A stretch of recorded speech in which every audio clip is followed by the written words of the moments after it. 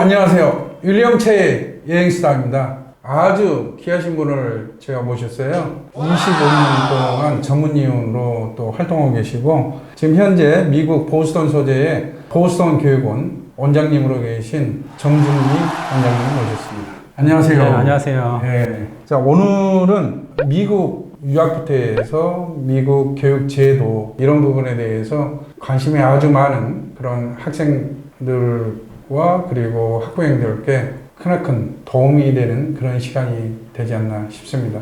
우선 첫 번째 우리 정준희 원장님한테 좀 궁금한 게요. 미국의 교육 시스템이 어떤 식으로 이루어지는지 전반적으로 거기에 대해서 한번 좀 듣고 싶습니다.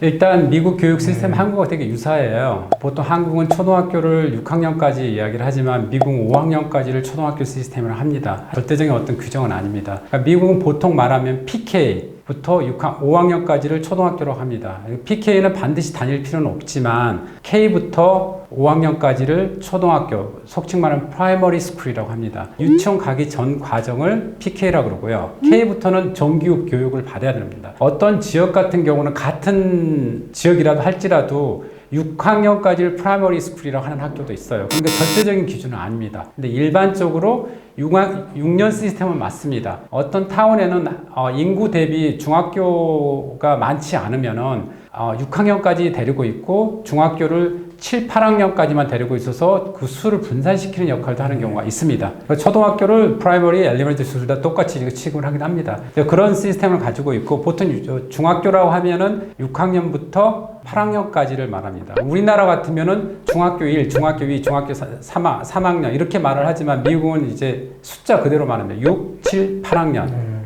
라고 하고 고등학교를 9, 10, 11, 12 이렇게 4년제 시스템으로 갑니다. 그 다음에 대학은 글자 그대로 이제 4년제 시스템으로 가고 대학원은 이제 석사, 박사는 공통적으로 반드시 석사를 해야 박사를 하는 곳이 아닙니다. 미국은 바로 학부 졸업하고 박사로 바로 갈 수도 있다라는 거죠. 그게 좀 한국하고 틀린 점이기도 합니다. 굉장히 틀리죠. 그죠? 예. 우리나라는 반드시 석사를 해야만이 박사를 가느냐인데 미국은 그렇지 않습니다.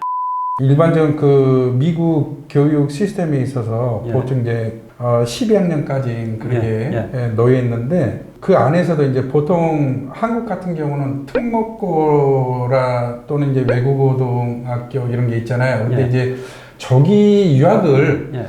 관심을 갖는 학부형들께서는 뭘 주로 이제 많이 여쭤보냐면 제가 이제 투어를 오랫동안 하다 보니까 프랩 스쿨과 세컨더리 스쿨 저도 엄밀히 따지면 이게 좀 틀린 것 같으면서도 거의 일치하잖아요. 데이 스쿨하고 보딩 스쿨 관계 이런 부분에 대해서 잠깐 이야기를 좀 해주셨으면. 그 다음에 이제 많은 사람들이 세컨더리 스쿨을 이야기를 하고 그 다음에 또 세컨더리 스쿨 안에 프랩 스쿨을 이야기하는데요. 프랩이라는 단어는 칼리지 프랩토리 스쿨의 약자입니다. 그래서 칼리지를 준비할 수 있는 학교들은 전부 다 프랩스쿨이라고 합니다. 그런데 이제 프랩스쿨 자체가 사립학교 개념으로 많이 해석을 합니다. 그런데 이제 미국 내 퍼블릭 스쿨하고 시스템이 크게 네 가지로 나눠집니다. 첫 번째는 홈스쿨링 하는 경우 있고요. 두 번째는 처치, 종교가 백그라운드 가질 수 있는 종교 학교에서 종교 재단이 만든 사립학교. 그런 데는 정기학도 공부를 해야 되잖아요. 종교학을 반드시 들여야 되는 거죠. 그 조건이죠. 그걸 꼭 참조하셔야 돼요.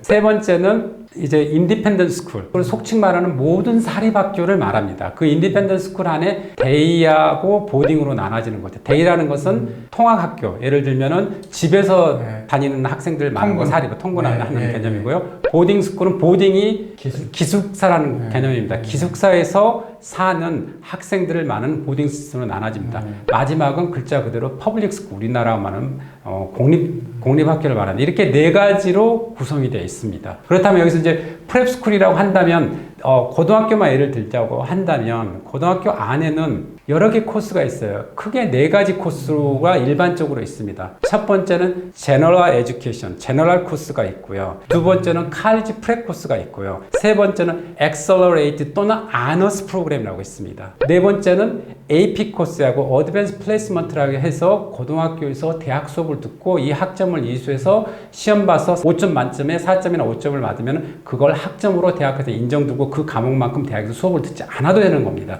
그러다 보니까 거기 여기 안에서 칼리지 프랩 코스 정도로 수업을 들어야만이 대학에서 학점을 인정해 줍니다. 그러면 제너럴 코스는 누가 들을까요? 라고 하면 예를 들면 아이들이 정서적으로나 실력적으로 조금 우리가 속칭 말하면 좀 실력이 떨어진 애들이 있어요. 도저히 이 수업을 따라갈 수 있는 능력이 안 된 애들, 정서적인 문제가 있는 애들한테 따로 수업을 걔네들만 듣게 해서 제너럴 에듀케이션을 이렇게 듣게 합니다.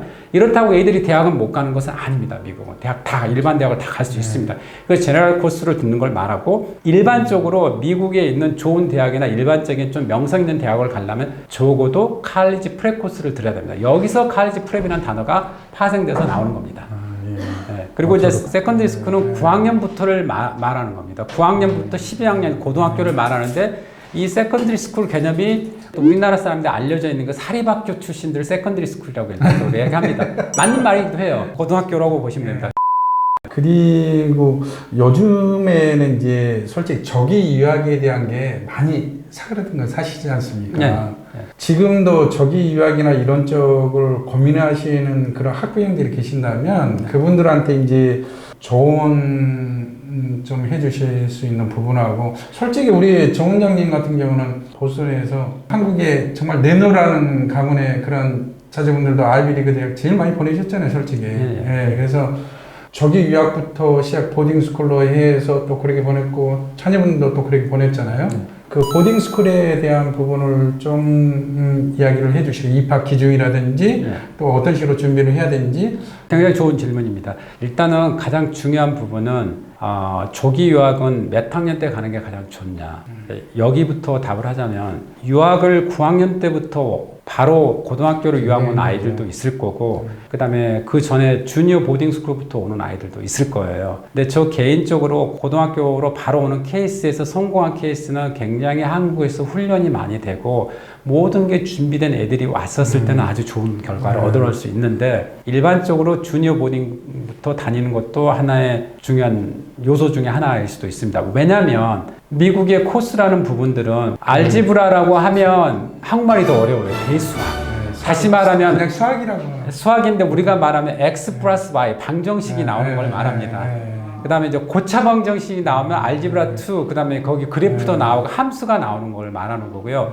지오그래픽을 말하면 도형을 나오는 겁니다. 조기유학을 오면은 저학년 때 오는 걸 저는 개인적으로 추천합니다. 학교마다 차이가 있습니다. 왜 그러냐면 6학년 때부터 보딩이 가능한 학교가 있고 5학년 때부터 보딩이 가능한 학교가 있고 그 다음에 7학년부터 보딩이 가능한 학교로 나눠지는 겁니다. 그걸 속칭 말하는 주니어 보딩이라고 하는데요. 그 주니어 보딩 스쿨을 가게 되면 예를 들면 미국은 고등학교, 명문 고등학교나 일반 고등학교, 보딩 스쿨들이 9학년부터 있는 학교들이 학생들이 크게 5과목을 들여야 됩니다. 첫째 영어, 두 번째 수학, 세 번째 과학, 네 번째 애국어, 한국어를 의미하는 게 아닙니다.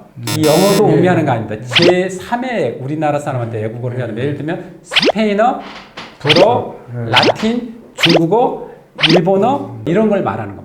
5번째 역사 과목을 들여야 되는 거죠. 그런데 한국에서 조기유학을 온 아이들 중에 5학년 때나 7학년 사이에 오는 애들은 그 애국어를 이미 노출돼서 하고 오는데 한국 중학교에서 바로 고등학교로 오는 케이스는 애국어 하는 게 굉장히 제한적이죠. 그런데 미국 9학년 때부터는 영어를 거의 수업 시간에 쓰지 않습니다. 그 나라 언어를 바로 씁니다. 중국어는 중국말로만 수업을 합니다. 그 다음에 불어는 불어로만 이야기하고 스페인은 스페인어로 이야기하기 때문에 굉장히 많은 준비가 되지 않은 이상은 힘듭니다. 뭐 수학처럼 과외해가지고 바로 그 다음 단계로 올릴 수 있는 건 언어는 아니잖아요. 언어는 많이 듣고 많이 말하고 쓰고 해야만이 그게 가능하기 때문에 그런 측면에서는 조기유학은 제가 봐서는 가장 좋은 게 6학년, 7학년 때 정도 와갖고 훈련되면 미국은 모든 학교에서 스포츠를 필수로 해야 됩니다. 그렇죠. 그런데 그것도 3시즌 동안 합니다. 가을 학기, 그 다음에 겨울 학기, 봄 학기 운동을 각각 틀리게 합니다. 이런 것들이 준비돼서 간다면 고등학교 입학 확률도 더 높아지고요. 근데 한국에서는 그걸 전문적으로 할 수 있는 것도 만무하고 미국은 모든 학생들이 경쟁에 의해서 학교 레벨에서 특히 세계 레벨로 운동 종목도 나눠집니다. 하나는 레저부 또는 인트라뮤럴 스포츠, 그러니까 보류 선수, 우리나라 말하면 보류 선수 개념이 있고, 그 다음에 주니어 발시리, JB라고 하는데 이것은 준 학교 대표, 그다음 발쓰리 학교 대표죠. 이런 레벨에서 애들이 운동을 해서 자기 재능을 살려서 그렇게 올라가기 때문에 고등학교 들어가기 훨씬 더 빠른 거죠. 그래서 이렇게 아까 말씀드렸듯이 조기 유학이 훨씬 더 체계적으로 유학을 해오면서 느꼈던 어떤 실패담이라든지 이 모든 것들을 혼자 다 감당을 해야 되잖아요.